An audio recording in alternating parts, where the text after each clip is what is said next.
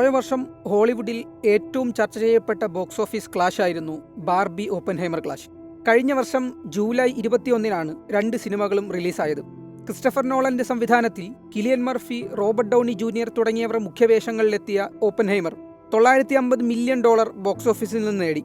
അതേസമയം Greta Gerwig സംവിധാനം ചെയ്ത് മാർഗട്ട് റോബിയും റയാൻ ഗോസ്ലിംഗും മുഖ്യവേഷങ്ങളിലെത്തിയ ബാർബി $1.4 ബില്യൺ ബോക്സ് ഓഫീസിൽ നിന്ന് വാരി. പോയ വർഷത്തെ ബോക്സ് ഓഫീസ് ഹിറ്റ് 2023 പണം വാരിപ്പടം അതായിരുന്നു ബാർബി. ഇരു സിനിമകളെയും ബാർബൻഹൈമർ എന്ന പേരിൽ നെറ്റിസൺസ് ആഘോഷിച്ചെങ്കിലും ബാർബി ഒരു ശരാശരി സിനിമയാണെന്ന വിമർശനം അന്നു മുതലേയുണ്ട്. എങ്കിലും കനത്ത ബോക്സ് ഓഫീസ് പ്രകടനങ്ങളിൽ ഈ വിമർശനങ്ങൾ കാര്യമായി ശ്രദ്ധിക്കപ്പെട്ടില്ല.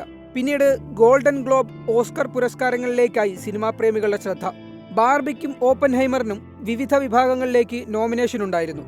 ഗോൾഡൻ ഗ്ലോബിൽ ഓപ്പൻഹൈമറിന് 8 വിഭാഗങ്ങളിലേക്കും ബാർബിക്ക് 9 വിഭാഗങ്ങളിലേക്കുമായിരുന്നു നോമിനേഷൻ. പ്രഖ്യാപനം വന്നപ്പോൾ ഓപ്പൻഹൈമറിന് ലഭിച്ചത് 6 ഗോൾഡൻ ഗ്ലോബുകൾ, ബാർബിക്ക് 2.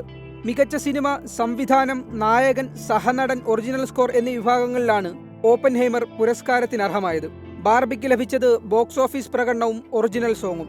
അപ്പോൾ തന്നെ ഈ ഡിബേറ്റ് ഏതാണ്ട് കെട്ടടങ്ങിയിരുന്നു. പിന്നെയാണ് ഓസ്കർ പ്രഖ്യാപനം നടക്കുന്നത്.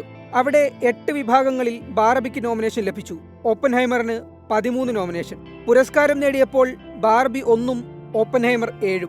മികച്ച സിനിമ, സംവിധാനം, നായകൻ, സഹനടൻ, ക്യാമറ, എഡിറ്റ്, ഒറിജിനൽ സ്കോർ എന്നീ പുരസ്കാരങ്ങൾ ഓപ്പൻഹൈമർ നേടിയപ്പോൾ ബാർബി വീണ്ടും ഒറിജിനൽ സോങ് കൊണ്ട് തൃപ്തിപ്പെട്ടു. ഓപ്പൻഹൈമറിന് ഓസ്കാർ ലഭിച്ചപ്പോൾ വഴിമാറിയത് ചില പതിവുകൾക്കാണ്. റോബർട്ട് ഡൗണി ജൂനിയർ എന്ന ഇതിഹാസ നടന്റെ ആദ്യ ഓസ്കാർ ആയിരുന്നു ഇത്. 93-ൽ ചാപ്ലിൻ, 2009-ൽ ട്രോപ്പിക് തണ്ടർ എന്നീ 2 സിനിമകളിലെ അസാമാന്യ പ്രകടനങ്ങൾക്ക് നോമിനേഷൻ ലഭിച്ചെങ്കിലും ഓസ്കറിന്റെ സുവർണ ശില്പം കയ്യിലേന്താൻ അയാൾക്ക് നെഗറ്റീവ് ഷെയ്ഡുള്ള ലൂയിസ് സ്ട്രോസ് വേണ്ടിവന്നു. ബാറ്റ്മാൻ, ഇൻസെപ്ഷൻ, ഇന്റർസ്റ്റെല്ലാർ, ഡങ്കിർക്ക് തുടങ്ങി ഫിലിമോഗ്രാഫിയിലെ ഏത് സിനിമ നോക്കിയാലും ഓസ്കർ അർഹതയുള്ള ക്രിസ്റ്റഫർ നോളൻ എന്ന പ്രതിഭാധനനായ സംവിധായകന്റെ ആദ്യ ഓസ്കറും ഓപ്പൻഹൈമറിലൂടെയാണ് സംഭവിച്ചത്. 2002-ൽ മെമന്റോ, 2011-ൽ ഇൻസെപ്ഷൻ, 2018-ൽ ഡങ്കിർക്ക് തുടങ്ങിയ സിനിമകളിലൂടെയൊക്കെ നോമിനേഷൻ ലഭിച്ചെങ്കിലും നോളനും ഓസ്കർ നേടിക്കൊടുക്കാൻ ഓപ്പൻഹൈമർ വേണ്ടി വന്നു.